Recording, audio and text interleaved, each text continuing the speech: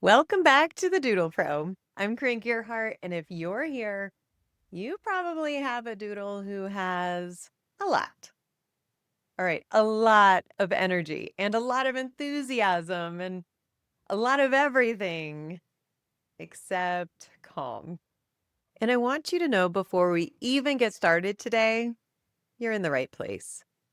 Today's episode is one I have wanted to record for a long time, because it addresses something I see constantly in the doodle parent community.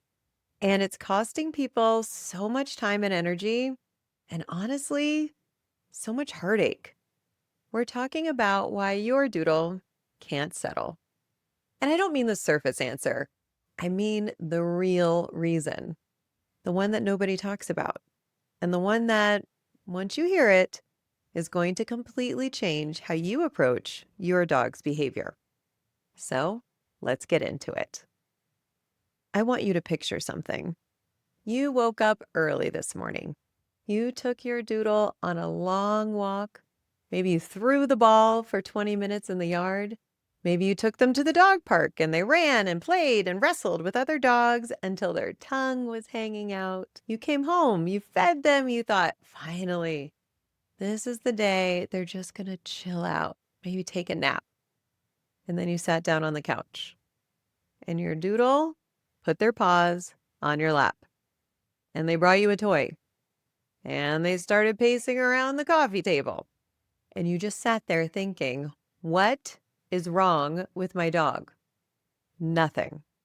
Nothing is wrong with your dog, but something is wrong with the approach, and it's not your fault. Because this is the advice that gets repeated over and over in every dog training group, every vet office, every Facebook group or well-meaning comment from somebody at the dog park. A tired dog is a good dog. And I'm here today to tell you that for doodles, that advice is not just unhelpful. It can actually make things worse. Before I became the Doodle Pro, I owned one of the top dog walking companies in my region. And I would get calls from owners who were exhausted, just like maybe you are right now, asking me, can you fit in an extra walk today? Can you go a little bit longer? Can you tire him out? And I get it. I understood exactly what they were going through. And honestly, it booked my team more walks. So we did it. We walked longer. We walked 2 walks every day. We tired those dogs out. And you know what happened? The dogs got better at it. Their stamina went up. Their recovery time got shorter. They started needing more distance, more time, more intensity, just to hit the same level of tired. We weren't solving the problem. We were building an athlete. And an athlete, a really fit, really physically capable dog, does not automatically know how to be calm. They just have more capacity to be active, more capacity to need things, more capacity to be unsettled. So if you've been walking your doodle and thinking, why is this not working? That's why. You're training their body, but that's only one piece of this. Here's the mental mode I want you to carry with you after today's episode. I call it the needs buckets. Your doodle doesn't have just one need. They have several, and you could think of them as each being its own bucket. When a bucket is empty, your dog is communicating that, usually loudly, usually with their body, jumping, spinning, barking, whining, nudging, stealing things, doing zoomies through the living room at 9 o'clock at night. That's not bad behavior. That's a dog saying, something's empty, fill it. So let's talk about those buckets. The first one is physical. Running, fetch, the dog park, long walks. This is the one doodle parents are pouring everything into. And it matters. I'm not saying stop walking your dog, but this bucket has limits. And once it's full, it does not overflow into the others. The second bucket is mental and cognitive. training, problem solving, learning something new. Here's something that might surprise you. A 10-minute training session tires a doodle more than a 30-minute walk because their brain is actually working. They're making decisions and processing information and figuring things out. That is genuinely exhausting for them in a really good way. The third bucket is sniff and scent. This one is wildly underrated, and it's one of my favorites to talk about. A decompression walk where you let your dog lead with their nose, follow their curiosity, sniff everything they want to sniff at whatever pace they choose. It engages their nervous system in a completely different way than a regular walk can. Sniffing is how dogs process the world. It's calming for them at a neurological level. 10 minutes of real sniff time can do more for your doodle's state of mind than a mile of heel walking. The fourth bucket is social and connection. This is quality time with you, not just being in the same room with you while you're on your phone. Actual presence, eye contact, training together, grooming maintenance, play that you're actually engaged in. Doodles are highly social dogs. They key off of you. When this bucket is empty, they find ways to get your attention. And that might not always be the ways that you were hoping for. Then there's the fifth bucket.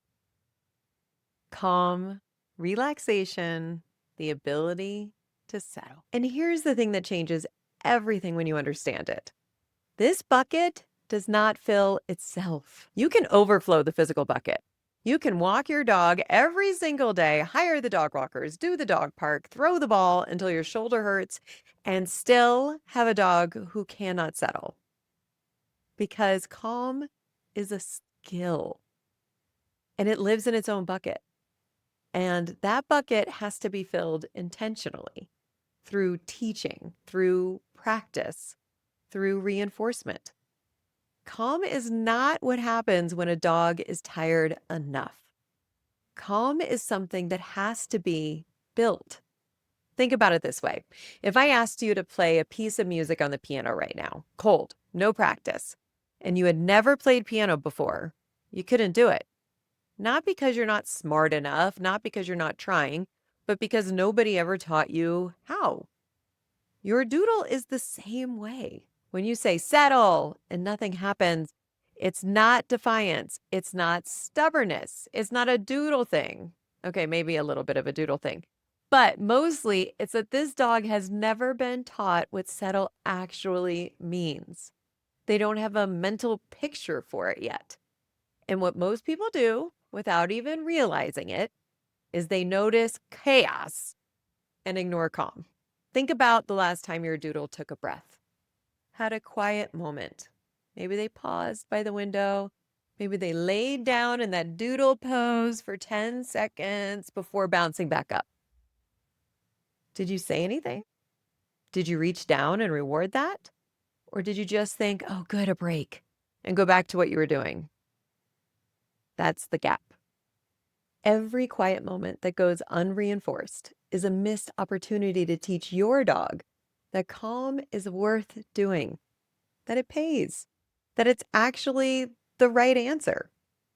What we're doing in Zoomies to Zen and what the challenge this April is all about is we're systemically teaching dogs that calm is a behavior, that it has a cue, that it has a reward, that it gets practiced and built up just like any other skill. And when that clicks for a dog, when they finally understand what you're asking, it's one of the most beautiful things I get to witness as a trainer. Okay, I want you to leave with 3 things that you can actually do this week. Not big things, small things that shift the needle. The first one is to swap one physical session for a sniff session. Instead of a walk where you set the pace and the direction, let your doodle lead. Follow their nose. Let them stop and sniff that one spot for 2 whole minutes if that's what they need. I know, but no agenda, no pace, no destination, just sniff. This is genuinely calming for their nervous system. And most dogs love it in a way that is almost immediate. You feel the difference in their energy when they get home. The second thing is to start catching and reinforcing calm. This week, I want you to notice the quiet moments. And when you see one, even a tiny one, even 2 seconds of your doodle just standing still, mark it, reward it, tell them that it was good. You're starting to teach them without a formal training session that calm pays. And the third thing is to start building a settle spot. Pick a mat or a bed somewhere specific and start building a strong positive association with it. Take some treats over there. Reward your dog for going near it, for sniffing it, for putting a paw on it, for lying down on it. That spot is going to become a cue over time, a container for calm. And that is the foundation of everything we do in the Zoomies to Zen program. Now, if you're listening to this and thinking, okay, I actually want to do this, I want somebody to walk me through it step by step with my specific dog, I have something for you. Starting April 20th, I'm running a free 5-day Doodle Parent Challenge. And it's exactly what it sounds like. 5 days, 5 short lessons, designed specifically for how doodle brains work.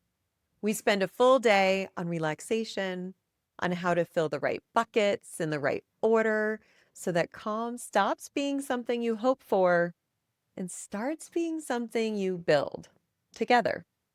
It's 5 to 10 minutes a day. It's completely free. There's no credit card, no catch, and it's designed specifically for doodle parents, which means everything I teach is built around the way your dog is wired. Not a golden retriever, not a lab, your doodle. To grab your free spot, go to thedoodlepro.com/challenge. That's thedoodlepro.com/challenge. I would love to see you there. I really would, because I know what it feels like to be worn out and to be doing everything you think you're supposed to be doing and still feel like you're failing. You're not failing. You just need the right framework. And that's what the challenge is for. thedoodlepro.com/challenge. Go grab your spot. All right, let's recap what we talked about today. Your doodle can't settle, not because they're hyper, not because they're bad, not because you didn't walk them enough. They can't settle because calm is a skill that lives in its own bucket. And that bucket has to be taught. More exercise builds stamina. It builds an athlete. And an athlete who has never been taught to relax is just a very fit, energetic dog with more capacity to be unsettled. The good news is this is fixable. It's absolutely teachable. And your dog, no matter their age, no matter how long this has been going on, is capable of learning it. Start this week with the 3 shifts. Sniff walks, catch the calm, build a settle spot. And if you want to do this alongside me and a whole community of doodle parents who get it, come join us in the challenge starting April 20th at thedoodlepro.com/challenge. Thank you so much for being here. Thank you for caring enough about your dog to spend your time learning. That matters. It really does. I'll see you in the next episode. Take care of yourselves and take care of your doodles, because we know they are different, wonderfully so.